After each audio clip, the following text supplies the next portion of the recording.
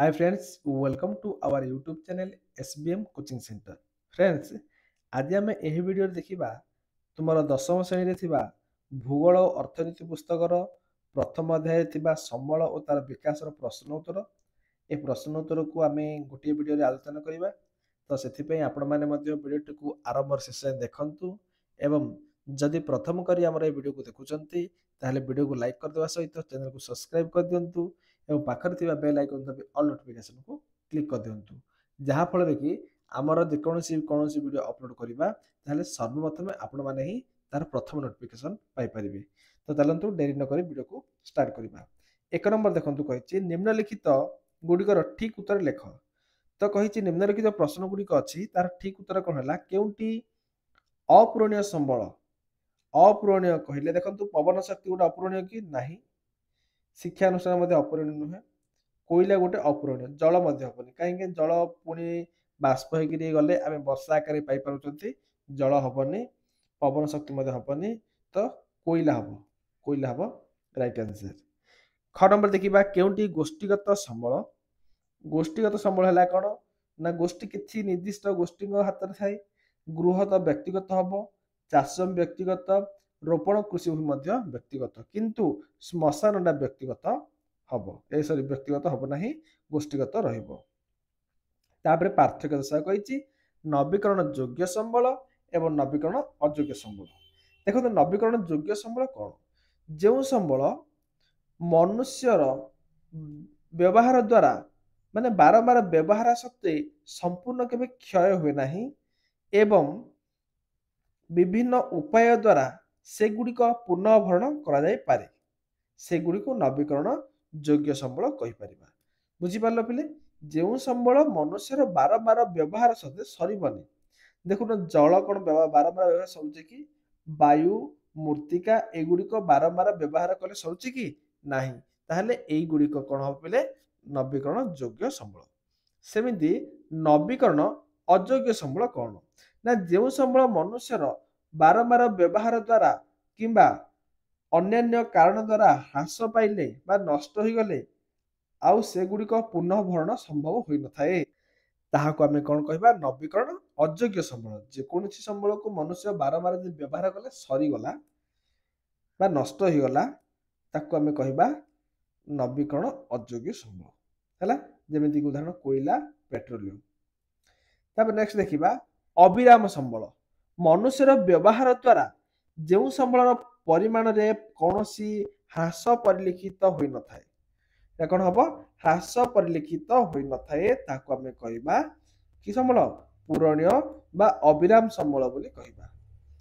ତାପରେ ଦେଖିବା ଅପୂରଣୀୟ ସମ୍ବଳ ନା ଯେଉଁ ସମ୍ବଳ ମନୁଷ୍ୟର ବ୍ୟବହାର ଦ୍ୱାରା ସମ୍ପୂର୍ଣ୍ଣ ଶେଷ ହୋଇଯାଏ ଏବଂ ପୁଣି ଥରେ ସୃଷ୍ଟି କରାଯାଇପାରିବେ ନାହିଁ, ତାହାକୁ ଆମେ କହିବା ଅପୂରଣୀୟ ସମ୍ବଳ, ଯେମିତିକି ଖଣିଜ ପଦାର୍ଥ, କୋଇଲା ଏବଂ ଖଣିଜ ତୈଳ ହେଲା। ତାପରେ ଦେଖିବା 3 ନମ୍ବର ପ୍ରଶ୍ନ। ନିମ୍ନଲିଖିତ ଦୁଇଟିକୁ ଗୋଟିଏ ବାକ୍ୟରେ ଲେଖ।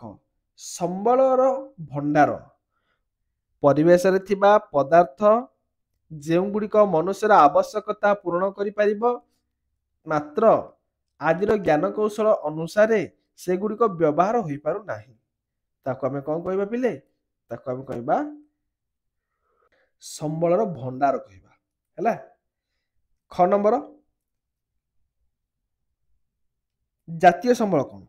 ଦେଶର ଭୌଗୋଳିକ ସୀମାରେଖା ମଧ୍ୟରେ ଥିବା ସମସ୍ତ ପ୍ରାକୃତିକ ସମ୍ବଳ, ସାଂସ୍କୃତିକ ସମ୍ବଳ, ମାନବ ସମ୍ବଳ ଇତ୍ୟାଦିକୁ ଆମେ କହିବା ଜାତୀୟ ସମ୍ବଳ। ଆମ ଦେଶରେ ଭୌଗୋଳିକ ସୀମାରେଖା ଦେଖନ୍ତୁ, ଭାରତ ଏମିତି ଭାରତ ଅଛି ନା ନାହିଁ, ଏ ଭାରତ ମଧ୍ୟରେ ଯେତିକି ସବୁ ରହିଛି, ଏ ଯେଉଁ ଭୌଗୋଳିକ ସୀମାରେଖା ମଧ୍ୟରେ ଯେତିକି ରହିଛି, ତ ସେ ପ୍ରାକୃତିକ ସମ୍ବଳ ହଉ, ସାଂସ୍କୃତିକ ସମ୍ବଳ ହଉ କିମ୍ବା ମାନବୀୟ ସମ୍ବଳ ହଉ, ଏ ସମସ୍ତ ସମ୍ବଳକୁ ଜାତୀୟ ସମ୍ବଳ ବୋଲି କହିବା।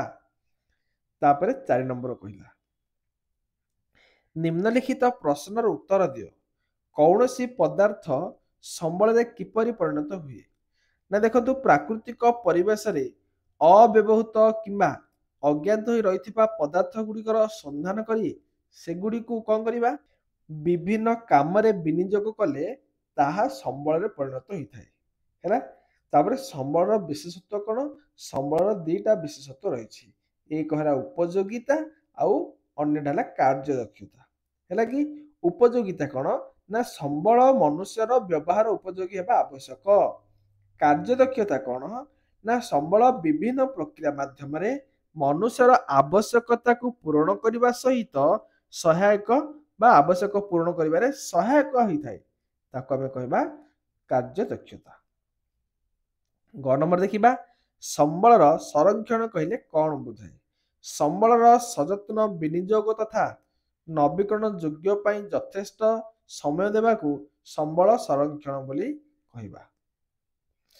ସମ୍ବଳ ସଂରକ୍ଷଣର ମୌଳିକ ଉଦ୍ଦେଶ୍ୟ କ'ଣ? ଏକ ହେଲା ଜୀବନ ଧାରଣ ପାଇଁ ଅପରିହାର୍ଯ୍ୟ ପରିବେଶର ସୁରକ୍ଷା, ପରିସଂସ୍ଥାକୁ ବିନିଯୋଗ କରିବା ସତ୍ତ୍ୱେ ପରିସଂସ୍ଥାର ଅନ୍ତର୍ନିହିତ କ୍ଷମତାକୁ ଅକ୍ଷୁଣ୍ଣ ରଖିବା। 3 ନମ୍ବର ଦେଖିବା ଜୈବ ବିବିଧତାକୁ ସୁରକ୍ଷିତ ରଖିବା। ତାପରେ କହିଛି ଧାରଣୀୟ ବିକାଶ କହିଲେ କ'ଣ ବୁଝ? ଧାରଣୀୟ ବିକାଶ କହିଲେ ନା ଦେଖନ୍ତୁ ସମ୍ବଳ ବିନିଯୋଗର ଆବଶ୍ୟକତା ତଥା ଆଗାମୀ ବଂଶଧରଙ୍କ ପାଇଁ ସେଗୁଡ଼ିକ ସଂରକ୍ଷଣ ମଧ୍ୟରେ ସନ୍ତୁଳନ ରକ୍ଷା କରିବାକୁ ଧାରଣୀୟ ବିକାଶ ବୋଲି କହିବା। ହେଲା ଧାରଣୀୟ ବିକାଶର ବିଶେଷତ୍ୱ କ'ଣ? ପୃଥିବୀର ସମସ୍ତ ଜୀବଜନ୍ତୁଙ୍କ ପ୍ରତି ସମ୍ମାନ ଯତ୍ନଶୀଳ ହେବା ସହିତ ମନୁଷ୍ୟର ଜୀବନ ଧାରଣର ମାନରେ କିଛି ଉନ୍ନତି ଆଣିବା, ଏହାକୁ ଆମେ କହିବା ଧାରଣୀୟ ବିକାଶର ବିଶେଷତ୍ୱ। ତାପରେ ଦେଖିବା ପ୍ରାକୃତିକ ସମ୍ବଳର ଅବକ୍ଷୟ ଯଥାସମ୍ଭବ ହ୍ରାସ କରିବା ସହିତ ପରିବେଶ ପ୍ରତି ବ୍ୟକ୍ତିଗତ ଆଭିମୁଖ୍ୟ ବ୍ୟବହାରରେ କିଛି ପରିବର୍ତ୍ତନ ଆଣିବା। ବିଭିନ୍ନ ଅଞ୍ଚଳବାସୀକୁ ସେମାନଙ୍କ ପରିବେଶ ପ୍ରତି ଯତ୍ନବାନ ହେବା ପାଇଁ ସକ୍ଷମ କରାଇବା। ଏ ଥିଲା ଆପଣମାନଙ୍କର ପିଲେ ପ୍ରଥମ ଅଧ୍ୟାୟର ସମ୍ବଳତାର ବିକାଶ। ଆଶା କରୁଛି ଆପଣମାନଙ୍କୁ ଭିଡ଼ିଓଟି ବହୁତ ଭଲ ଲାଗିଥିବ।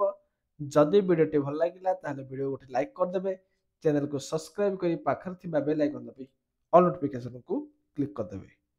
ରହୁଛି ବନ୍ଧୁଗଣ, ପରବର୍ତ୍ତୀ ଭିଡ଼ିଓରେ ପୁଣି ଦେଖା ହେବ। ଜୟ ଜଗନ୍ନାଥ।